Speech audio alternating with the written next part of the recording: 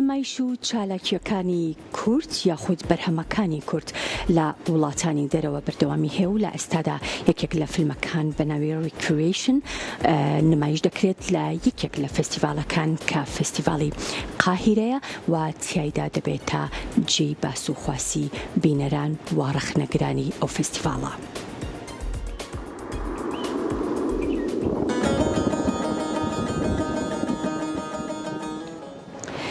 لە دەستپێکی مانگی داهاتوو کورتە فیلمی ریکریشن لە نووسین و دەرێنانی زانیار عەزیزی لە سینەماکانی شاری قاهیرە پایتەختی وڵاتی میسر بۆ مای مانگێک نمایش دەکرێت. ئەم فیلمە بەرهەمەی ساڵی 2021 و ئیلهام لە کتێبی توتم و تابوو لە نووسینی فەیلسوف و ڕەوانناسی ناوداری جیهان سیگموند فروید بەرەم هاتووە.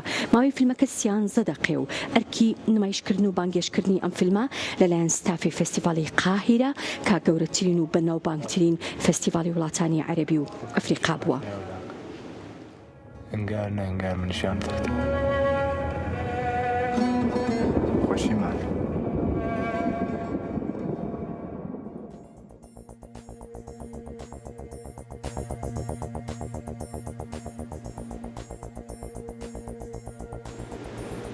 فەرزاد مهدینیایەکێکە لە گۆرانی بێژ و دەنگە تایبەتەکان کە خاوەنی چەندین بەرهەمی ڕەستەن و زۆر جوانە. لە ئێستادا بەرهەمێکی نوێ یاخود میوزیک ڤیدیۆیەکی نوێی بڵاو کردێتەوە بە ناوی کوڕە هەورامی.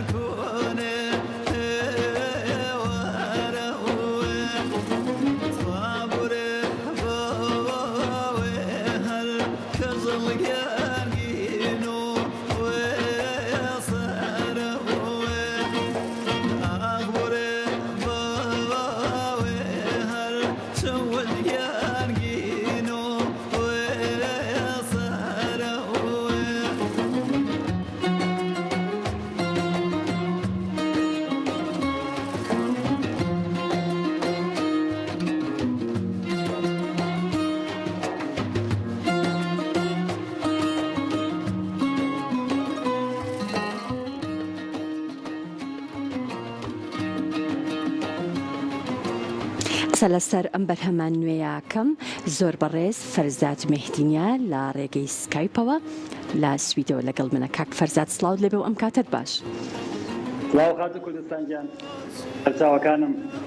سپاس بۆ تۆ. ئەتەوێت لە ڕێگەی ڤیدیۆ کلیپی کوڕە هەورامی بڵێ چی؟ وابزانم ئەم ڤیدیۆ کلیپەت پێشکەش کردووە بە کوڕان و کچانی عاشقی هەورامان. وایە؟ زۆر ڕاستە. ئەوەڵ زۆر خۆشەویستیمەیە بۆ جەنابت و بۆ چەچە جوانەکەی کورسات بۆ هەموو بینەر و بیسەری کەناڵی کورسات و بەنامەی مەگەزین خۆشەویستی من لەم دوور وڵاتەوە قبوڵ بفەرمونون. عەرز بکەم حەزم کردووە خۆشەویستی پیشان بم لەنا هەورامانە بەڵام هەڵقوڵاوی سادەیی و جوانی ناو کۆمەڵگا شتێک کە هەم سادەیی و هەم جوانی لەگەڵ بێ و هەم هونەری بێ. سادەیی بۆ معنایە کە هەموو شتێک وەکو خۆی بەکار هاتووە، یعنی هەم خەڵکەکە، هەم جلوبەرگەکە، هەم سروشتەکە، هەم پێکەوە بوونەکەمان سایم کردووە شت وەکو کاڵا ئیسپادە نەکرێ، بەڵکو شت وەکو خۆی و بایەخی خۆی پێ بدرێت. زۆر باشە. بۆچی بەشێکی زۆر لە بەرهەمەکانی تۆ لە ناو سروشتی هەورامانە و جگەلەوە وەکو خۆت ئاماژەی پێکەیت ئەتەوێ هەموو شتێک بەو سادەیی کە خۆی هەیە نیشانی بیت؟ مەبەستم لەوەیە بۆچی هەموو بەرهەمەکانت با بڵێن ئەو شێوازەیان پێوە دیارە؟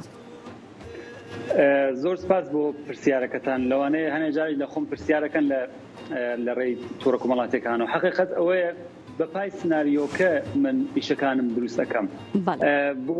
بۆ نمونە ئیشم هەیە لە دوو لوکیشن ئیشم گرتووە، یەکێکیان لە ستۆکهۆڵم پێویستی بووە کە بەپای سناریۆکە ئەو کارە بکەم، بەڵام بۆ ئەوەی هەموو بڵێن ڕێژەی زۆری لە بەرهەمەکان لە هەورامان ئەیگرم. حەقیقەت ئەوەیە سروشتەکەی هەورامان زۆر یارمەتی بدەرە بۆ ئەو تێکست و ئاوازەکان. بۆ نمونە ئێستا ئەم ئاوازە لەسەر بەلەمێک قایەقێک دروست بکرایە لە ناو دەریایەکە، لەوانەیە هەنێک هارمونیکیان پێکەوە نەبووایە، بۆیە ئەوە ئەبێتە هۆکارەوە کە فرەتر بۆ ئەوەی چەند بایەخ ببەم بە وڵاتەکە، هەم بیناسێن. بۆ نمونە ئێستا ئەو دێ گەلینی ناوە گەشتیاران ئەڕۆن سەردانیەکەن بە 100,000 نەفەر تەی کردووە، پرسیاریان کردووە، هەر بۆ ئەو هۆکارانی چێن. زۆر باشە. کاری دەرهێنانی ڤیدیۆ کلیپەکە لەلایەن کێوە کراوە و کاری میوزیک و ماسترینی بەرهەمەکە چۆن کراوە و لەلایەن کێوە کراوە؟ کاری ڤیدیۆ کلیپەکە گروپێکی هونەرین لە تاران هاتوون، گروپی هونەری ئارۆ بە سەرپەرشتی کاک فەهمین عەزیزی خۆشەویست. کاری میوزیکەکەیش لەلایەن هاوڕێی ئازۆر عەزیزمەوە کاک فازڵی میکرەفتار لە شاری مەریوان ئیشی بۆ کراوە، و هەروەها تێکستی گۆرانیەکە هاوڕێی زۆر خۆشەویستم ناسەخیاڵی هەورامان کاک خەمیار هەورامی، و هەروەها میلۆدیەکەیش میلۆدیەکی فۆلکلۆری هەورامانە. زۆر باشە. کاک فەرزاد، هەموو بەرهەمەکانت هەورامیە یان بەرهەمی تریشت هەیە؟ بەدڵنیاییەوە بەرهەمی تریشم هەیە، بەڵام حەزەکەم بەرهەمی خۆم بێ. بۆ نمونە بەرهەمی سۆرانیم هەیە لە ناو ئیشە تازەکانمان کە کردومە، بەس حەزم لەوە نییە کە دووبارەکردنەوەی نەدی کەسەکانی تر بم، هەرچەند ئەوەی کارێکی جوانە، بەڵام بۆ ئەوە کە جێدەستی خۆم دیار بێ حەزەکەم هەستی خۆم. بۆ نمونە ڕۆژێکیان لە سلێمانی لە ناو ئەچم بۆ هەولێر لەسەر چاوەڕێ پاس بووم، شتێکا بە خەیاڵما وەکو ئیدیەک کردمە بە گۆرانیەک. حەزەکەم لە ئەو شتانە ئەو اتفاقاتانە کەسینە سەر ڕێژیانم شتیان لێ وەربگرم. بۆ نمونە ئیشی سۆرانیشم کردووە دوانسیانەکە ئینشەڵا لە داهاتوو پێشکەشیەکەم. زۆر باشە. ئەم بیرۆکانە یاخۆت ئەم تێکست و ئەم ئاواز و ئەم موشانە لە وڵاتێکی وەکو سوید بۆ نمونە بەرهەم ناهێنرێ، ناتوانی کاری لەسەر بکەیت؟ حقیقەت ئەوەیە ئیدەکان من بۆ کاتێک لەما یەمە بۆ سوید بۆ نمونە ئەم پەنجەرەم کردەوە بۆ ژیانی خۆم لێرا کە کەم و کۆڕیەکانم چاک بکەم، لەسەر موزیک بکەم. هەنە جار ئیدەی جوانم بۆ یەت لەم دوورەوە، بەڵام لێرە دروستکردنی ئەو کارانە ناتوانانی یارمەتی دەربێ. بەڵام ئیشم هەیە کە ناوی دووریە لە ناو ئەلبومەکەمە کە بەدڵنیاییەوە ئەگرا ئەتوانێت یارمەتی دەربێ. بۆ نمونە دووری لە خۆشەویست یا دووری بڵێن لە زەید و نیشتیمان، ئەگەر ئەوە ناوەکەی بە ڕێکوپێکی بڵێم. بۆیە ئیشیش هەیە کە ئیشەڵا ئەویش میدیۆکلیپ بۆ کردووە کارێکە کە لە هەورامان گرتومانە بەشێکی چی لە سوید گرتومانە بە پێی سناریۆکە ئەو هەنگاوم ناوە. زۆر باشە. بۆ خۆت تێکستی هیچ کام لە بەرهەمەکانت ئەنووسی؟ وەڵاهی من شاعیر نیم، بەڵام هەنێک جار حس و حاڵێکی خۆش یەت بە خەیاڵما ئیتر هەنێک شت ئەنووسم بەڕۆی بەسەر کاغەزەوە ئەیدەم بە شاعیرەکان ئەڵێم ئەمەم بۆ ڕاستەکەن. هەنێک جار شتێک ئەنێرم بۆ ڕەفیقەکانم کە شاعری ڕەفیق و ناسەخیاڵی باش هاوڕێن من، هەنێک جار ئەڵێ وەڵی هیچی پێویست نییە و زۆر تەواوە. بۆ نمونە گورانی پێشوم لێلیگیان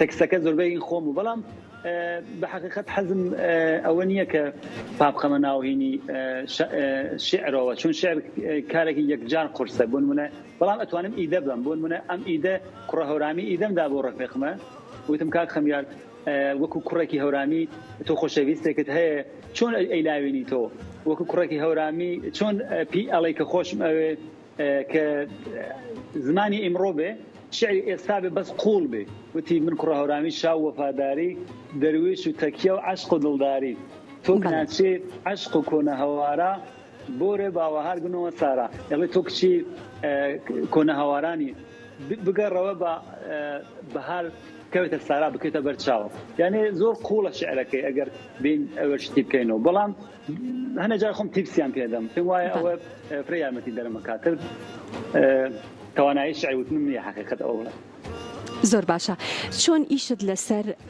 بڵاوکردنەوە و هەروەها با بڵێن زیاتر ناساندنی بە تایبەتی گۆرانی هەورامی کردووە لە با بڵێن لە ئەوروپا بۆ زیاتر ناساندن و با بڵێن و تێکەڵکردن لەگەڵ گۆرانی و میوزیکی ئەوان و با بڵێن زیاتر ئاشناکردنی وڵاتانی تر بەو جۆرە شێوازە بە تایبەتی ئەو ستایل و شێوازێک کە تۆ بۆ خۆت گۆرانی پێڵی بەحقیقت لەگرە زۆر زەحمەتە بتوانی کانێک بی ارتباط بگری لەگەڵ گروپ و کەسانایەکی عەرز بکەم لێزانی موسیقی بە حکمی ئەوە هەنێک من لەگرە تازەم دو سێ ساڵێکە هاتووم هەوڵم داوە بۆ ئەوە کە کانێک بم نەرمەندی تر هەن کورد بەڵام ئەوەی کە لە خەیاڵی منایە حەز دەکەم بە ئیمڕۆژیکردنەوەی ئیشەکانم بۆ نمونە سیاچەمانەیەکم بە ستایلێکی نوێ خوێندو بوو هەنێک شوێنی تایبەت لە گراگویان لێگرت بوو هەنێک فیدبەکی باشم وەرگرت تەنانەت ڕۆژنامەیەک سوید هات لەگەڵی ڕۆژنامینێک ژۆرناڵیستە هات لەگەڵ پێکەوە قسە و باسمان کردو و چوو خسێبان سەحفەی ڕۆژنامەکەی بڵێم ڕۆژنامەکەی کیشەکانیان گەیشتووە پێ بەڵام ئەوە کەم بۆ نمونە بەرهەمێ دروست بکەم کە وەکو کارێکی گروپی بێ یا وەکو بەشێک لە هاوکاری بێ تا ئێستا ڕێک نەکەوتووە بەڵام بە دڵنیاییەوە هونەری هەورامان ئەو پتانیسیە هەیە ئەگەر لە گۆرانی شادا بێت ئەتوانێت تیکەڵاوی موزیکی ڕۆک بێت موزیکی پۆپ بێت ئەو بە حکمی ئەوە کە موزیکەکە هێشتا ئیشی بۆ نەکراوە و مادێکی زۆری هەیە ئەگەر بە شێوەیەکی ئاکادمی بچینە بەرەوە ئەتوانین ئەوەمان چاوەڕوان لێ بێت لە موزیکە زۆر باشە ئەی تۆڕە کۆمەڵایەتیەکان چ ڕۆڵێکیان هەیە لە مەبەستم لە بڵاوبوونەوەی بەرهەمەکانی تۆیە لە با بڵێن لە وڵاتێکی وەکو سوید و با بڵێن بینینەوەی لەلایەن هونەرمەندانی بە تایبەتی یاخود میوزیسیانە سویدیەکان ئەرز بکەم من کە هاتمە ستۆکۆڵم هاتمە سوید بەرهەمەکانم پێشتر من هەر لە سوسیال میدیای خۆمان بڵاو کردو بەڵام ئێستا لەگرا لەگەڵ کۆمپانیایەک بەناوی سیتی بیبی کانێک بووم و ئیشەکان لەلایەن ئەوانە بڵاوێتەوە ئەوانش بڵاویەکەنە بۆ هەموو پلاتفۆرم جیهانیەکانی موسیقی ئیتر بەرفراوانە بێ بوون منە مانگانە من هینم بۆیێت کە لە کوێوەگی بۆ گیراوە هینە کە توانم بڵێم کوڕێک گورانی بێژێکی هەیە کورد کە لەگەر سویدە کاکدارین گوێ لە بەرهەمەکەی منی گرتبووی لە ستوری خۆی بڵاوی کردبوو هەنێک هونەرمەندی تر هەرچەندە هونەرمەندە گەورە بۆم پشتڕاست نەبووە کە کارەکەی منی شێر کردبوو بۆیە ناوی ناهێنم بەڵام ئەم پلاتفۆرمانە هۆکاری ئەوەیە کە باشتر و ئاسانتر دەنگم بگات هەرچەند لە ئێران کێشەی فیلترینگ هەیە لەوانەیە هیچ داهاتێک و لە ڕوانگەی بڵێن مادیەوە بۆ من نەبێ بۆ منە لە یوتیوب دای بنم لە سپۆتیفای یا پلاتفۆرمە موزیکەکان بەڵام ئەوەی هەیە کە گەلانی تر ئاشنا ئەبن بە موسیقی تەواوی کوردی وەکو هەورامان موسیقیەکە هەڵقڵاوی ناو خەڵکەکەیەتی هەرچەند وەکو من کەسانایی زۆر هەن ئیشی باشەکەن منیش بەشێکم لەوان بەڵام زۆر هەوڵی ئەوەم کە بۆ نمونە مانگێکی تر کۆنسەرتمانە هەیە لە یوتیوبۆری حتمما کەسانای تر غیرە کورد هەنگێن بۆ لای بۆ ئینەکەمان بەرنامەکەمان کۆنسەرێکی گەورەی موزیکی کوردیە ئەو کۆنتاکتانە زۆر باشە بەڵام بڵێن پلاتفۆرمەکان زۆر باشترە بۆ هونەرمەند کە منیش هەوڵم داوە ئینشەڵا کە بتوانێت جێگەی خۆی بگرێت. دەستەکانت خۆش بێ بە هیوای بەرهەمی زیاتر هونەرمەند فەرزاد مهدی نیاز سپاس دەکەم کە لە ڕێگەی سکایپەوە لەگەڵ من بووی.